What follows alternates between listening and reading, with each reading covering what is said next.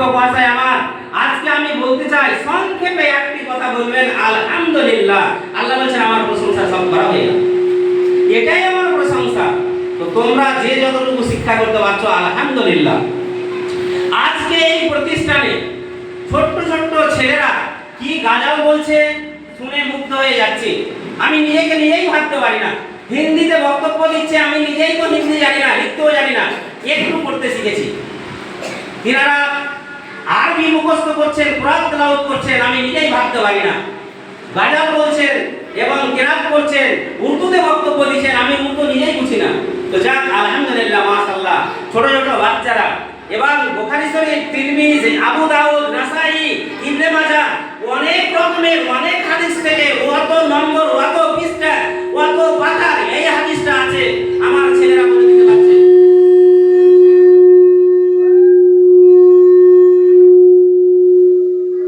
আমার ছেলেরা বলে দিতে পারছে আল্লাহ তাআলা বলাচ্ছেন, তিনি কিছুই বুঝেন না। হয়তো তিনি এখনো কোরআন পড়তেই জানেন না, হাদিসের কিছুই বুঝেন না। হাদিস কারা বলে? যারা মৌলভী সাহেব হয়, বুখারী পড়ে, দার্সে পড়ে, তারা। কিন্তু আমরা তো সেই রকম নয়, আমরা তো স্কুলে পড়াই, এটা আমার স্কুল আরবি একাডেমি। সেখানে আমার ছেলেরা অনেকগুলো হাদিস বলে দিতে পারছে। ইয়া থেকে আর নিজের আনন্দের বিষয় কি আছে? আপনার ছেলেও পারবে, আমার ছেলেও পারবে। নিয়মিত পালন করুন, তাদেরকে নিয়ে আসেন, বলান, ইনশাআল্লাহ পারবে এবং রাখেন।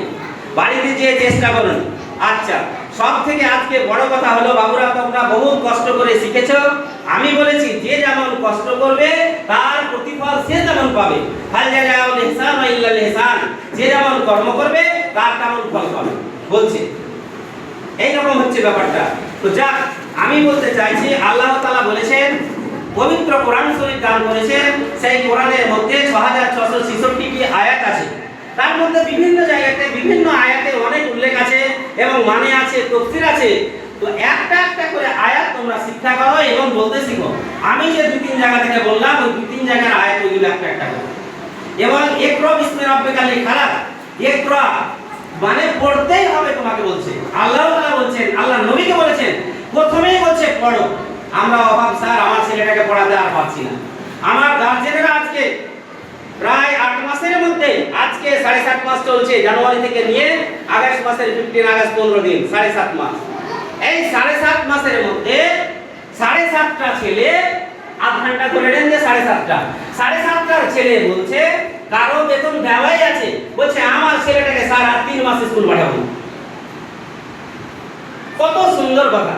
কি হয়েছে দিদি, কি হয়েছে দাদা, আপনার ছেলেটাকে বেতন দেওয়া আছে আগস্ট মাসে, এই মাসে। বলছে যে টাকা পয়সার অসুবিধা, আমাদের বাড়িতে একটু সমস্যা হয়েছে, 3 মাস পর চালাতে পারে। আমি বললাম আপনি এটা কেন কথা বললেন মুখ দিয়ে? কত সুন্দর সোনামণি ছেলেটাকে আপনার আমি পড়াচ্ছি, আপনি পাঠাচ্ছেন, আপনার 1000 টাকা কারো আবাসে ওটা খাইছিল, কারো 700 টাকা মাত্র, এই সব ছেলেকে আর পড়াবেন না? অবাক কাণ্ড! আপনি না খেয়ে ভিক্ষা করে বিড়ি বেঁধে আপনি জন্মজুর খেলে একদিনকার মজুরির দাম আপনি ছেলেটাকে পড়ান, আবার 4 দিন পরে আসছে। কি যে বুদ্ধি হচ্ছে মা এবং বাবার গার্জেনদের, আমি বুঝতে পারছি না। তো যাক, আমার উদ্দেশ্য হচ্ছে আজকে গার্জেন নেই, গার্জেনকে আমি বলছি না, তোমরা বাবু বাড়িতে যেয়ে থাকবে না এবং তোমরা ডেইলি আসার চেষ্টা করবে।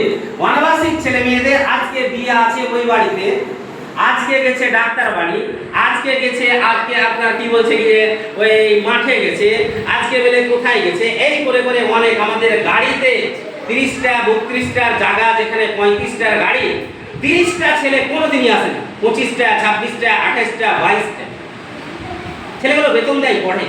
কিন্তু বড় দুঃখের বিষয়, তোমরা ডেলি ডেলি আসবা। আজকে আমার বক্তব্য দীর্ঘায়িত করছি না, আমি বলতে চলেছিলাম কি যে আল্লাহ তাআলা আমাদেরকে মানুষ করেছেন একমাত্র ইনসান জাতিকে এবং মানুষকে ইবাদত বান্দেগি করার জন্য। আমরা ইবাদত বান্দেগি করছি এবং করব ইনশাআল্লাহ। এবং তোমরা ছোট ছোট বাবুরা, তোমরা নামাজ পড়ো, মা বাবাকে শিক্ষা দাও। এখানে যে আবাসিক ছেলে মেয়েগুলো থাকে, সকাল সন্ধ্যা এবং 5 ওয়াক্ত নামাজে দাঁড়িয়ে যে তারা বক্তব্য দেয়, দোয়া তুলে বয়, শুনে জি ভরে যায়। যতই দূর দূরান্ত থেকে ক্লান্ত হয়ে আসি, যখন নামাজ পড়তে আসি আর ছেলেরা বলে, তখন মনটা ফ্রি হয়। বাজারে যে রাগান্বিত হয়ে যায়, আলু কিনতে যে বস্তা চাড়তে পারি না, তখন আমার ব্রেন খারাপ হয়ে যায়। টাকা পয়সা না থাকে, তখন আমার মন মাইন্ড খারাপ হয়ে যায়। যখন আমি ছেলেদের করে, আর ছেলেরা যখন নামাজ পড়ে কেউ নিজে মুয়াজ্জিন করে, সেই ছেলেরা নিজে খতিব দেয়, মানে মুয়াজ্জিন ইমাম হয়, তখন আমার জি ভরে যায়। এইটুকুই আমি আশা করছি।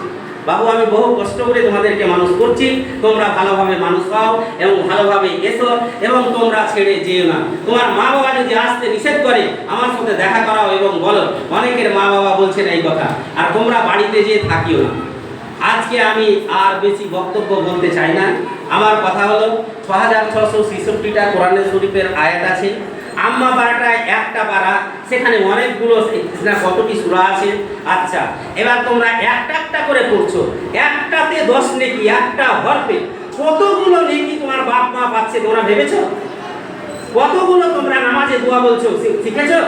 এইটুকু তোমরা ধৈর্য ধারণ সহকারে আমার হাতে হাত লাগিয়ে আমাকে সহযোগিতা করে তোমরা এই প্রতিষ্ঠানটা চালাও এবং বাবুরা তোমরা ভালোভাবে শিক্ষা করো। অনেক ছেলে মেয়ে আছে, জ্ঞান হয়ে গেছে ইনশাল্লাহ, তারা যাতে লেখাপড়া করে ভালোভাবে জীবনে উন্নতি করতে পারে। এখানে শুধু পড়াই হয় না, ছেলেদের বক্তব্য শেখানো হয়, আরবি হয়, বাংলা হয়, হিন্দি হয়, ইংরেজি হয়, উর্দু হয়, কম্পিউটার শিক্ষা দেওয়া হয় হাতে, এবং ইনশাল্লাহ সব কিছুর ব্যবস্থা আছে। আমি ছোট, জানটা ছোট, আরবি একাডেমি ক্ষুদ্র সংস্থান, কিন্তু এর উদ্দেশ্যটা হচ্ছে আকাশ সমান, আল্লাহর অফুরন্ত দান। আমি যেটা করছি নিজেও ভাবতে পারিনি। ইন্নী আ'লামু মা লা তা'লামুন, আমি যেটা জানি না সেটা তুমি জানো না। আল্লাহ তাআলা বলছেন ওই রকমই কথা, আমি নিজেই ভাবতে পারি না কেন কি করে যাচ্ছি। আমার ছেলেরা যে কিভাবে শিক্ষা করছে, রাত দিন পরিশ্রম করে ছেলেদেরকে শিক্ষা দেওয়া হয়। আপনারা এটা মনে রেখে আর ছেলেরা বাড়ি যাওয়ার চেষ্টা করবা না। খুব অতিরিক্ত গরম, তোমাদেরকে অনেক টাইম নষ্ট করলাম। আলহামদুলিল্লাহ, আমি আর আজকে এই ক্ষুদ্র প্রতিষ্ঠানে এবং ক্ষুদ্র বক্তব্যের মাধ্যমে 15ই আগস্ট আমি আজকে অন্ততপক্ষে 50 জন ছাত্রর গার্জেনকে কল করেছিলাম, বলেছিলাম ও আসতেও বলেছি। যদি কিছু প্রোগ্রাম না করেছি, মাত্র 50 জনে 5 জন গার্জেন হাজির হয়েছে।